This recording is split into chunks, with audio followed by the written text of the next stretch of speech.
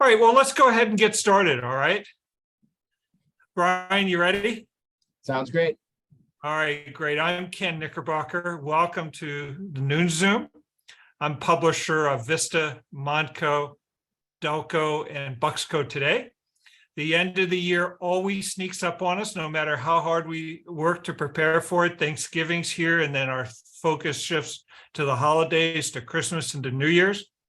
And right after that, tax season's upon us. And there are a number of reasons to make end of year financial planning a priority, including the crazy market, contributions to your retirement account, and your own, your favorite charities, as well as should I seek the advice of a financial planner. Here to talk to us today is Brian Taylor. Brian is the Senior Vice President and Director or Wealth Director at Bryn Mawr Trust. Hello, Brian. Hi, Ken. How are you?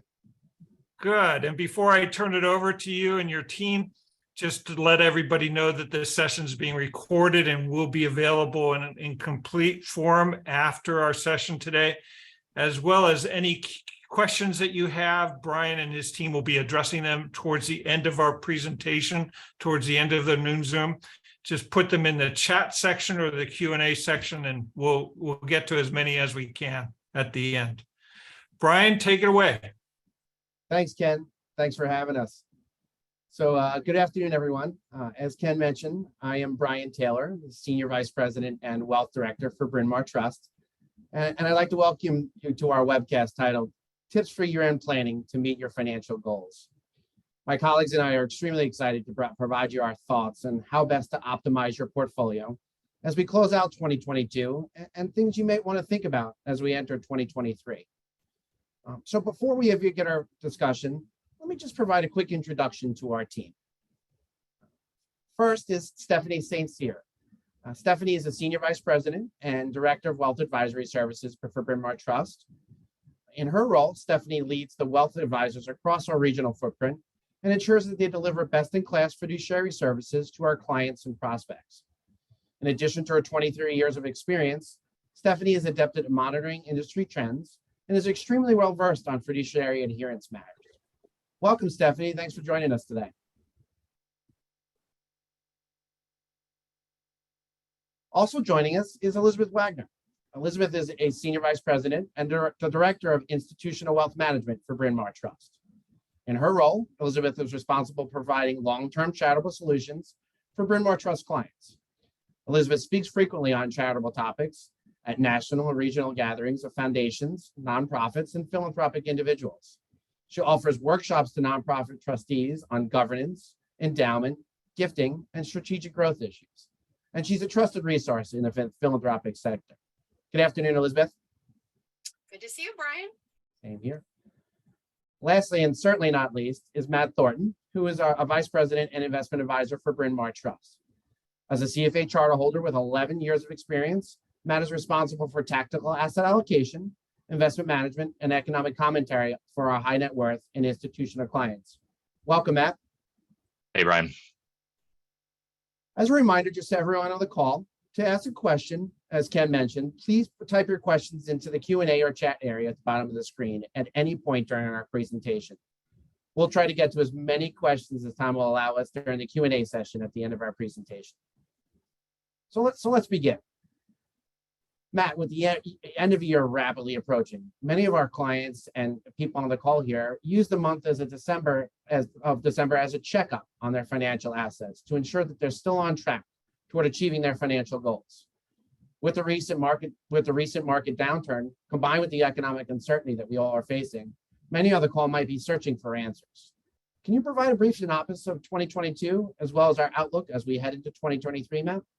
Yeah, thanks for the handoff, Brian. And it has been a tumultuous year in markets. There's no question. It's the first time in 50 years that we've had 3 consecutive quarters of both negative stock and negative bond returns. So all eyes are on the Federal Reserve to see what could be in store. But how did we get here? Well, coming into 2022, the S&P 500 was trading near all-time highs. Stocks were benefiting from this tailwind of substantial fiscal stimulus from Congress out of the COVID pandemic, and an easy monetary backdrop with low interest rates from the Fed's second foray into zero interest rate policy. So there were some storm clouds on the horizon. Consumer prices were already starting to rise. And this world that was sort of awash in easy money was then shocked when Russia invaded Ukraine. That led to geopolitical uncertainty and commodity price spikes across global markets. So if you couple that with the Federal Reserve lifting off of that zero bound in March with their first 25 basis point hike, markets have been fairly uniform in their march lower this year. Unfortunately, the Fed still hasn't reached the end of their rate hiking cycle, and we believe this puts a sort of ceiling on any substantial appreciation that both stocks and bonds will remain challenged going into 2023. So there is the specter of a possible recession, and we would define that as negative GDP growth coupled with rising unemployment and challenged corporate earnings. And so there's sort of three things that need to happen for that uncertainty to clear. First, the Fed needs to see evidence that inflation expectations are under control, and that'll allow them to stop their rate hiking cycle. The major risk here is that the Fed has already overhiked and interest rates are potentially now at a level that is restrictive to the US economy. The second is that the US has to avoid a deep recession. So these monetary policy actions that the Fed have been doing, they work on a delay. We're all seeing the impact right in housing market with 6 to 7% mortgage rates. It would follow then that there are other effects that are only now starting to ramp up. For example, slowing business investment, maybe layoffs in the tech sector, and risk-averse capital flowing out of the stock market and into bonds. The third thing is that the US consumer really needs relief from higher prices. As the drawdown on excess funds from the pandemic stimulus is over halfway done, consumer debt is starting to mount, and that debt is coming with a higher carrying cost now that interest rates have risen. So keep in mind amongst all those is that the stock market does tend to bottom before the full brunt of a recession is felt in the economy. So we don't really recommend trying to time trading around any single indicator or Federal Reserve movement. Great synopsis. So what can investors do in their portfolios as we near the end of 2022? Yeah, I mean, most asset classes have suffered declines, right? So investors who haven't revisited their target asset allocation would do really well to re-underwrite their positioning. Equity and bond mix in portfolios is the main driver of long-term expected risk and return. So deviations that are past 5% of your target asset allocation should definitely be considered candidates for rebalancing. Also, in years when markets are down, one portfolio optimization strategy is to sell positions that are held at a loss to offset any gains that were incurred elsewhere in the portfolio. This is called tax loss harvesting, and it can be done during the rebalancing process or independently throughout the year, but it involves shifting out of loss positions to raise cash and redeploy. A few points to keep in mind around that. Capital losses are netted against capital gains, and those losses cannot offset more than $3,000 of ordinary income, but excess losses that are harvested can be carried forward to future tax years indefinitely. And one last key consideration around that is not to run afoul of the wash sale rule. So tax loss harvesting is an excellent strategy, but there are types of transactions where investors will have their losses negated by the IRS. So consult with a tax professional and a financial advisor to ensure that you're optimizing correctly there.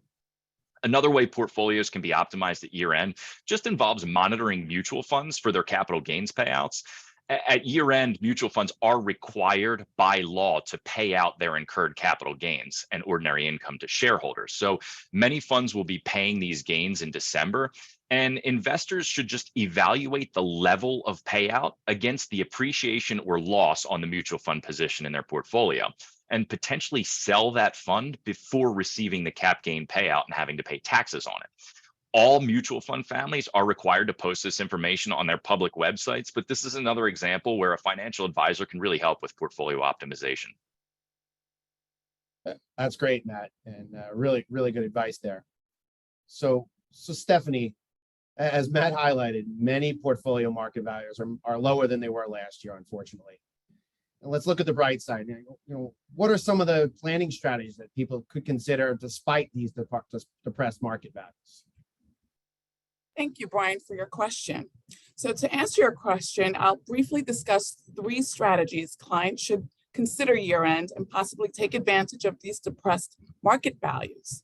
1, annual exclusion gifts, 2, lifetime gifts, and 3, IRA conversions to Roth IRAs. This may be an advantageous time to make lifetime and annual exclusion gifts with publicly traded securities currently experiencing reduced values. While the basis for capital gains will carry over to the donee or the person receiving the gift, any growth reflecting a higher value once the market bounces back, and we hope that it does, will directly benefit the donee. So 1, annual exclusion gifts. As you probably already know, the IRS allows taxpayers to gift annually $16,000 to anyone they wish, $32,000 for married couples without any tax consequences. The annual gift tax exclusion will increase to $17,000 for 2023. This is an opportunity to leverage depressed stock values by making gifts of low basis or depressed value stocks. When the market rebounds, all the embedded appreciation will be passed on to the donee. 2nd, lifetime gifts. The lifetime gift tax exemption and estate tax exclusion is $12.06 million per person, $24 million for a married couple, and that will be increased to 2023 to $12.9 million, an almost $860,000 increase. This very large one-year jump will allow taxpayers to gift additional assets tax-free, in addition to the annual exclusion gifts, thereby removing those funds from their estate. Beware not to overextend yourself by making these gifts if you're not ready to make it. But if you can afford to use your exemption, use it sooner rather than later. The gift tax exemption is scheduled to decrease in 2026 to $5 million per person, indexed for inflation. Given the depressed, volatile financial markets, taxpayers can also leverage these gifts and give away more assets more effectively. Lastly, converting traditional IRAs to Roth IRAs. Another way to take advantage of the market downturn is to consider converting all or a portion of your traditional IRA to a Roth IRA. This will allow you to gain more favorable tax treatment. The Roth IRA receives the same tax-free growth as traditional IRAs, but also has tax-free withdrawals after age 59 and a half and no required minimum distributions. Remember, for traditional IRAs, the IRA owner must start taking required minimum distributions at age 72. This year's market volatility and depressed market values make conversion most appropriate, since the account owner must include in his or her taxable income the value of the traditional IRA assets on the date of conversion to a Roth. When the market forces these values to be lower, less tax is triggered. Another reason that conversion may be best at this time is a potential of future income tax increases. Conversions after any tax hikes would lead to an increased income tax bill. Lastly, as the market recovers, and it will, any increase in value of the assets in the Roth account will be free from income tax when distributed. Roth conversions can be done piecemeal or in stages, and there's no limit to frequency or amount. It should also be noted that clients should consider making charitable donations in the form of a QCD, called a qualified charitable distribution, in the same year as the Roth conversion, which will help offset any income tax costs of the conversion. My colleague, Elizabeth Wagner, can speak more on QCDs. Oh, great tips, great things to think about there, Stephanie. So, you mentioned the Roth IRA conversion. Are there any other important retirement account year-end plannings that people should consider? Well, I have 3 retirement year considerations I'll put in a form of 3 questions. 1, did you max out your contribution to your IRA? In 2022, the maximum annual contribution is $6,000, and taxpayers over 50, like me, it's $7,000. Note that contributions may be tax deductible in the year made. 2, did you max out your contribution to your company 401k plan? In 2022, you can contribute $20,500 to your 401k plan. If you're over 50, you can contribute an additional $6,000. Additionally, if your company matches your contributions, please make sure to take advantage of that match. The match is usually ranges between 4 to 6%. Third question, did you take your required minimum distributions from your IRA? Generally, as said before, if you reach age 22 or 72, sorry, IRA account owners must start taking their required minimum distributions. If you don't take them, there's a 50% excise tax on the required amount not withdrawn. There was some confusion as to whether the IRS was waiving those RMD rules and will not impose the 50% excise tax as a result of the passage of the Secure Act, but don't get confused. This waiver of RMD rules only pertains to specified beneficiaries of inherited IRAs. These beneficiaries must eventually take their payout over a 10-year period, and they don't have the benefit of a stretch IRA. The stretch IRA allows certain beneficiaries to minimize their IRA withdrawals over time and shelter a large portion from taxes. But please consult your advisor for more information. Thanks, Stephanie. Great info to consider, and really even better retirement account tips. I know that's something that hangs over us all. So Elizabeth, let's switch gears for a moment. 6 out of 10 American households are charitable, according to the Philanthropy Roundtable. For those 60% of Americans, December is the month in which we make the more charitable contributions than any other. How can people make the most of that generosity, and what should they consider as giving season quickly draws to a close? Thanks, Brian. Let's start by talking about 4 strategies all of you in this meeting can employ to manage the logistics of your giving and ensure your gifts have the impact you seek. First, if you're charitable every year, and most people who are generous have sort of a pattern to their generosity, make a list of annual donations. Those are the organizations that you give to every year in about the same amount, and check it. And even though it's the holidays, hopefully you only have to check that list once. Most people check that list of charitable gifts from last year and match it up against what they've already done this year. And if you don't have that list, start now. Use the Notes app on your phone. Just keep track of a couple of key details about your giving over a 12-month period. Keep track of the name of the organization you gave to. Keep track of the date of your gift, especially if it's designed to hit a certain point in the organization's fiscal year, and keep track of the amount you gave. If you gave for a specific program or with a specific restriction, make a note of that too. You'll thank yourself for this list next year when you're trying to figure out which gifts you've made and which you haven't yet.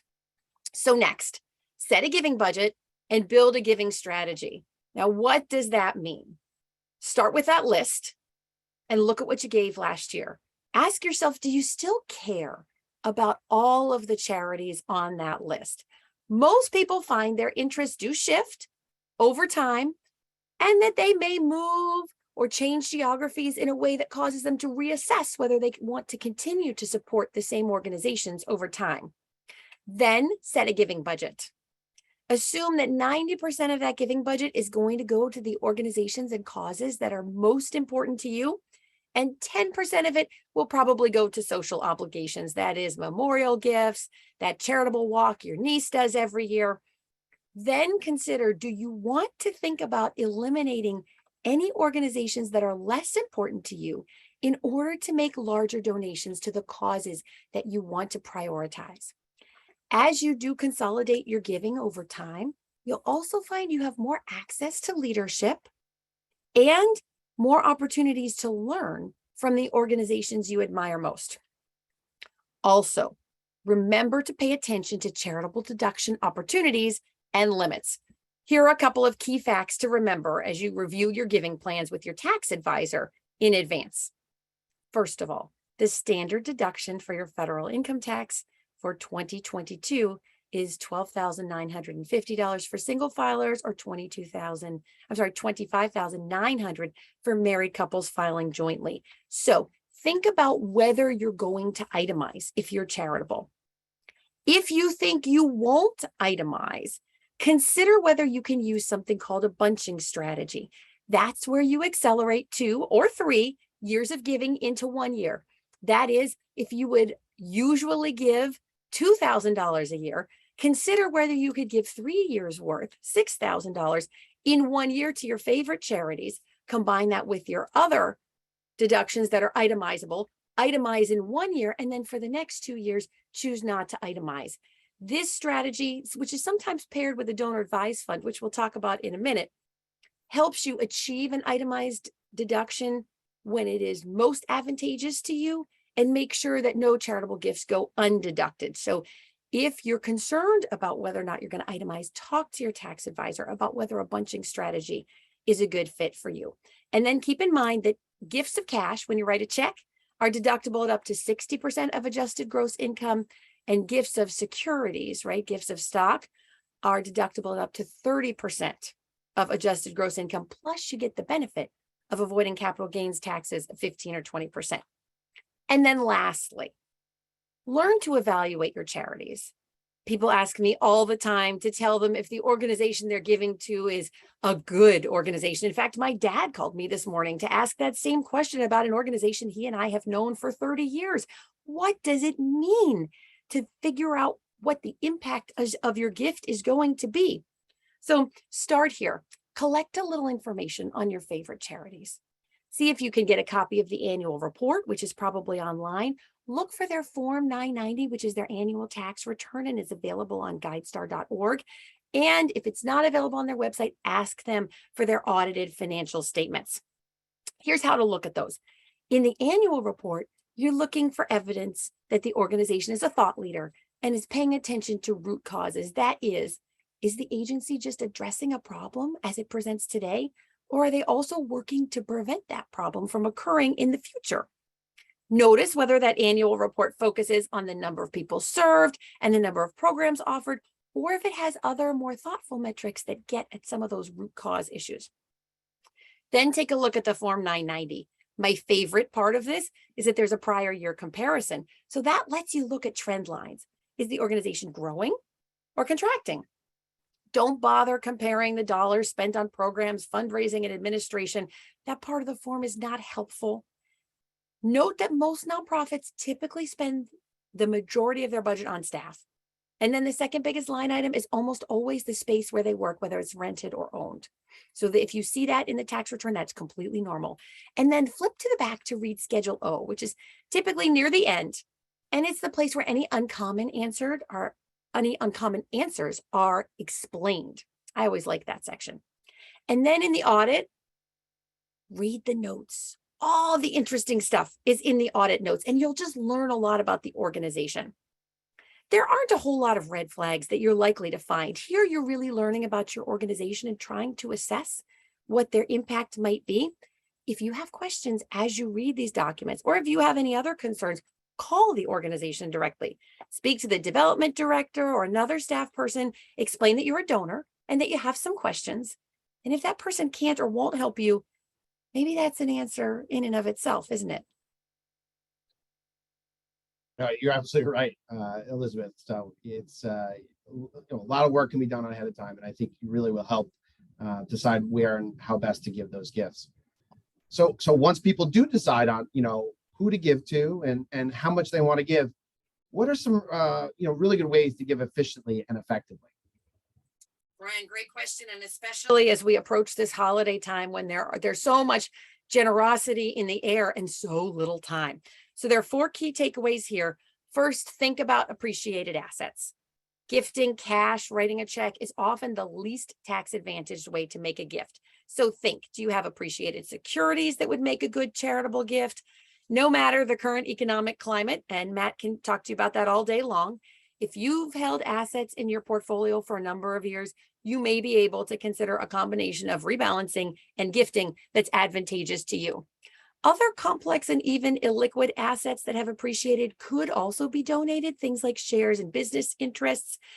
They depend on the circumstances, but there's usually a pretty long lead time for that kind of donation. So talk to your financial advisor well in advance of any year-end deadline. And if that's the kind of asset you're thinking about donating now, think about donating that in the 2023 calendar year instead of 2022, so you have time to have those important conversations with your financial advisor. Secondly, as Stephanie mentioned, Remember, you can give QCDs from your IRA if you're a real grown-up.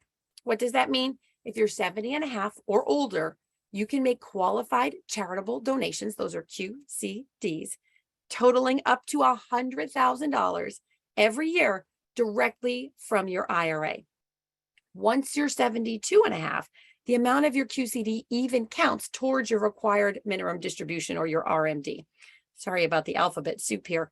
You will pay no federal, and depending on where you live, maybe even no state income tax on the amount you donate by QCD. This process, though, requires a special form that you submit to the firm that holds your IRA, and the timing for these can be complicated. So if you're thinking about making gifts using a QCD this year, fill out the form today and get it in this week. Third, consider whether some structure like a donor advised fund might be helpful for you. For example, what I mean by structure is really good record keeping of prior year gifts. Remember, I told you to make that list in your phone. If you have a donor advised fund, it keeps track of your prior year gifts. It also allows you to simply and easily donate non-cash assets, gives you complete anonymity in your gifting if that's important to you. If any of that sounds like it might be useful, talk to your financial advisor about a donor advised fund, also called a DAF. They're very economical, they're efficient. They're a little bit similar to a private foundation, but much simpler and less expensive to maintain. The way they work is that you gift any asset into your donor advised fund and you receive a tax deduction right away. But you are not required to then take the assets that are in your donor advised fund and send them out to a charitable organization immediately. In fact, you can time both your deduction and your giving in a way that meets your needs. So for example, many people who are generous and approaching retirement will fund a donor advised fund annually with appreciated securities in their highest earning years. So they generate a nice tax deduction in the years when their income is the highest. And then they spend it down once they have retired. So they've created this wonderful pool of charitable dollars that they can spend in retirement, which allows them to use their retirement income for other purposes. There are many organizations that sponsor DAFs. All of them are public charities, and your financial advisor can help you choose a DAF and use it well and take advantage of the tax efficiency DAFs offer. So talk to your financial advisor if this sounds right for you. And last, and this is really important starting this week, keep an eye on timelines for giving at year end. If you're going to send securities to a charity, verify they can receive stock gifts and ensure the gift is sent at least a week before year end, but more time is better. And if you can initiate a transaction by about December 15th, that's the best.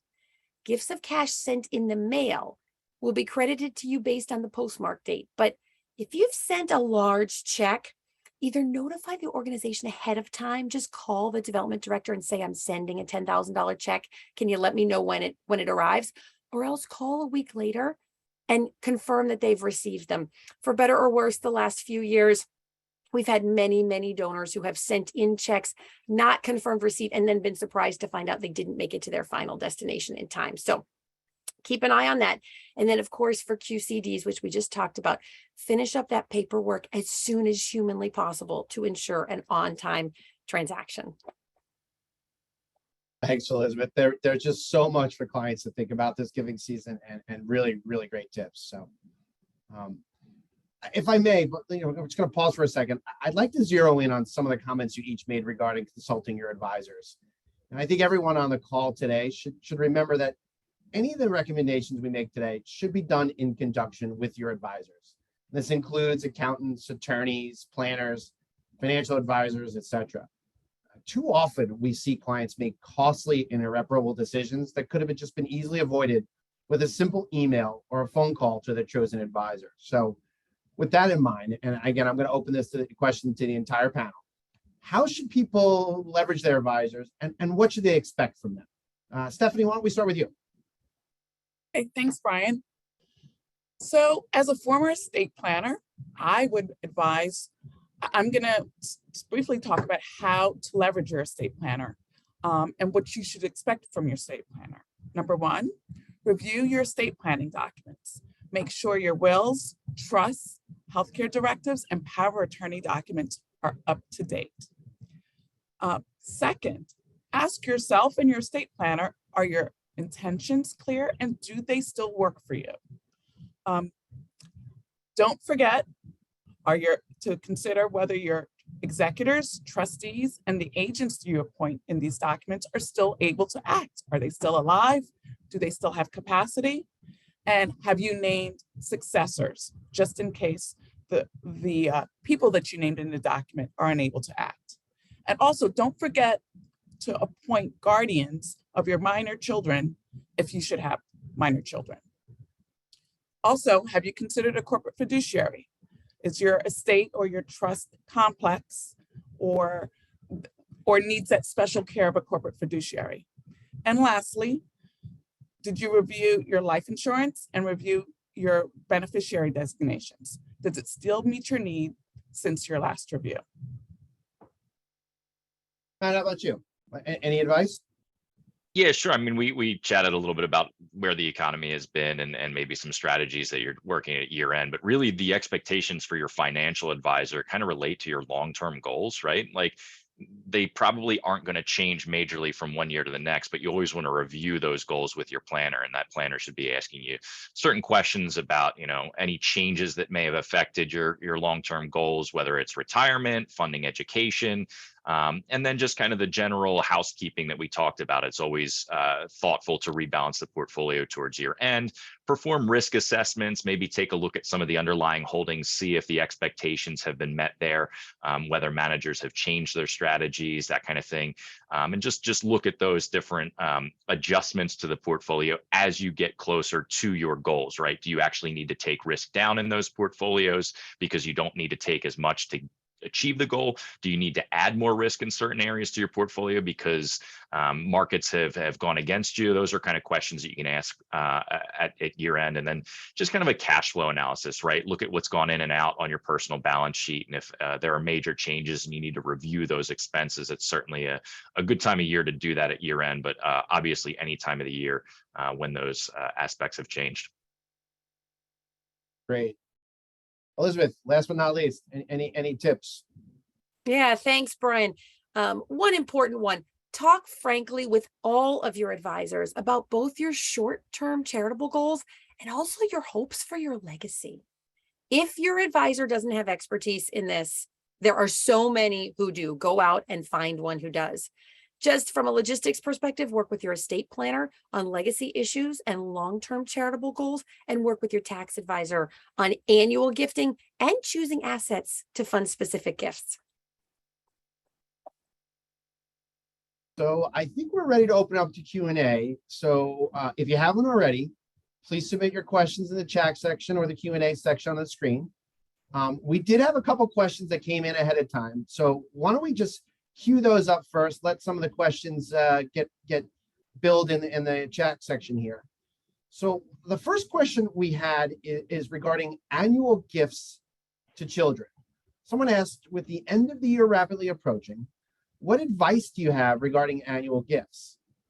Stephanie, why don't we start with you on this first question? What advice do you have regarding annual gifts? Well, thanks, Brian, for that question. Definitely, as I said to you before, if you can, leverage those annual gifts. They're $16,000 a year this year, $17,000 next year. But also consider giving, if you have children in college, paying directly to the children or grandchildren, paying directly to the educational institution, which you can pay any amount. So that amount goes out of your estate. It's, of course, as we know, the tuition's usually higher than $16,000. So leverage those gifts and pay directly to an educational or healthcare institution. And that helps get more money out of your estate and leverages your gift even more with a higher amount. So that, and I guess, on a somewhat similar topic, I think this question came in and it sort of kind of touched on, you touched on it briefly, and it's around education.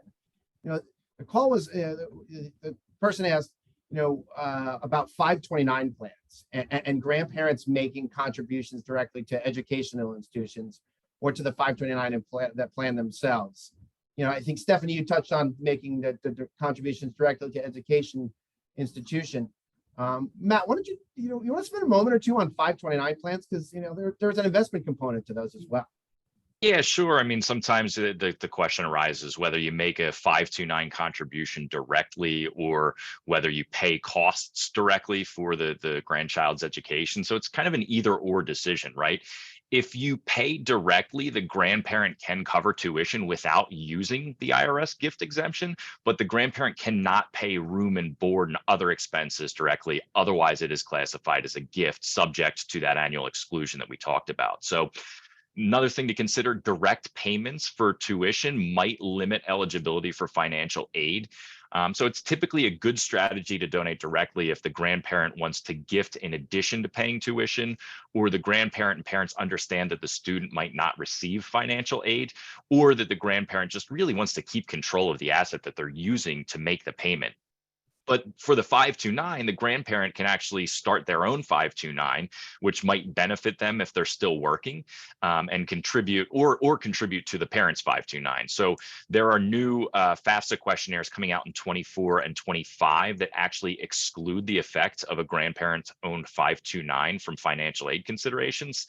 And keep in mind that the parent-owned 529 is still disclosed up to 5.5% of assets or so. But grandparents can actually use what's called a forward gifting provision. And I saw Jean ask this in the Q&A chat, just about front-loading some gifts there. You can basically take 5 times your annual exclusion and put it into the 529 without triggering that gift tax. So keep in mind, investment options in 529 plans might be limited versus regular investment managed accounts. So there's some fungibility between those two, but contributing to a 529 set up by a parent, you immediately lose control of the asset. So really just an either or, but some important things to think about in terms of funding 529s and education in that.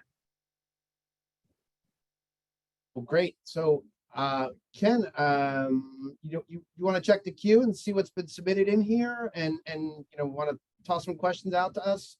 Absolutely. Great. Jean asked another question about the insurance products. Are you seeing insurance used more as a risk mitigation tool, either as a wealth transfer strategy or protecting against fluctuations in the marketplace? What, Matt, Stephanie, you want to take that, or happy to go on? So traditionally, I've seen insurance used in trusts, and that's where that's my specialty, in the form of an ILET, where you get the insurance proceeds gets paid to a trust. I have not seen it. Matt, maybe you can talk about it for investments, for investment purposes. Investment insurance, I guess we think a little bit more about protecting positions in your portfolio rather than an actual insurance product that has a triggering event and a payout. So we kind of consider some of that in an investment parlance, but not specifically in conjunction with a specific investment strategy, right? If you're considering the risk tolerance of your portfolio versus the amount of insurance you have, those two don't really speak to each other. That help inform the decisions on either end there. You really want to work with a trusted insurance advisor, figure out if you have enough insurance and then what happens in the event that those insurance policies are actually triggered. Right. Okay. And also insurance to pay estate tax. If you have a taxable estate, usually taxpayers will take out an insurance policy just to pay the tax. That's where I've seen it in both instances. The next question comes from Rob about, and I guess it would be towards Elizabeth. How important are the salaries of the top tier employees in evaluating a charity or nonprofit? And thank you. And Rob, thank you. Great question. You all probably remember that in the 90s as donors, we were all really focused on making sure that our gifts were not going to overhead, and encouraging executives to think of their service at nonprofits as part of their gift to the organization. And so culturally, I think a lot of us are still in that lane where we really struggle with nonprofit executive salaries. And one thing that I will tell you is looking at the nonprofit sector today, what I see is a sector that has benefited tremendously from the leadership talents that have come up in the last decade. And fortunately or unfortunately, now more than ever, The war for talent is real. And when nonprofits choose not to pay executives a market rate, that is, they hire someone but pay them less than they would earn in the private sector or somewhere else, often I find they're unable to keep that person in a leadership role for very long. And so increasingly what I see is nonprofits, just like every other kind of business, ours, yours, all of them, are paying more for talent. And not only that, but they're spending more on benefits too. And that really is a requirement to keep the kind of talent that nonprofits need. Remember, so many nonprofits are trying to solve really big social problems. And frequently they're trying to do it in a way that requires innovation, thought leadership, new ideas, great partnerships, managing many, many employees, sometimes across a nation or even the globe, across many different cultural and language areas. Those are real skills that we pay a lot for in the marketplace. And so assume that nonprofits will pay larger executive salaries than you may be used to. But when you look at the nonprofits documents and you see that, also take a look at what those executives are delivering in terms of thought leadership, in terms of innovation, in terms of organizations that are strong and resilient, in terms of what is that. Remember, we talked about root causes earlier. What root causes are they seeking to change? And do they appear to be having the impact they say they are? So new way of evaluating nonprofit executive salaries, but I think a really important question. Thanks, Rob and Ken. Okay. The next question, not so much a question, but a statement, and is some nonprofit directors are willing to pick up donation checks, especially QCDs near the end of the year, to make sure they get in. What are some of the creative ways that you've seen nonprofits and funds gather funds at the end of the year, gather those QCDs in? So Ken, I want to share a couple of things. First of all, I think the biggest challenge with QCDs is just the amount of time it takes for the firm that's issuing the QCD, right? And sometimes it'll be a paper check and they'll put it in the mail and it takes forever. For the QCDs, my best advice is just get it done early because we have very little control. But for other kinds of gifts, one of the workarounds that many of my clients have used over the years is when you're worried that a gift may not come in before the end of the calendar year. Often I will call up the organization and say, I just want to let you know the gift is on the way. Right? It's in the mail or it's in process or whatever it is. And I know you, the nonprofit, want to have it by the end of the year because that's also the end of your fiscal year. And so I'm calling to pledge the gift. Now, if this is a question about whether you will get the deduction, you only get the deduction if you meet the legal standard, right? Does the postmark have the right date? Does the gift arrive on time? But if what you're trying to do is make sure that it gets there in time to meet the nonprofit's year end and therefore make sure that their year end totals are as big as they can be, using this pledging mechanism where you call and you say, my gift is coming, I don't know exactly when it's going to hit, can you record a pledge, allows them to make sure that the gift will show up in their calendar year 2022. So that's a nice little workaround. If you are concerned about timing of a gift, I agree with Jeanette. Development directors are very committed to you getting the deduction in the year that you want. And if you have a concern about timing, call up the charity getting the gift and say, here's what I'm doing.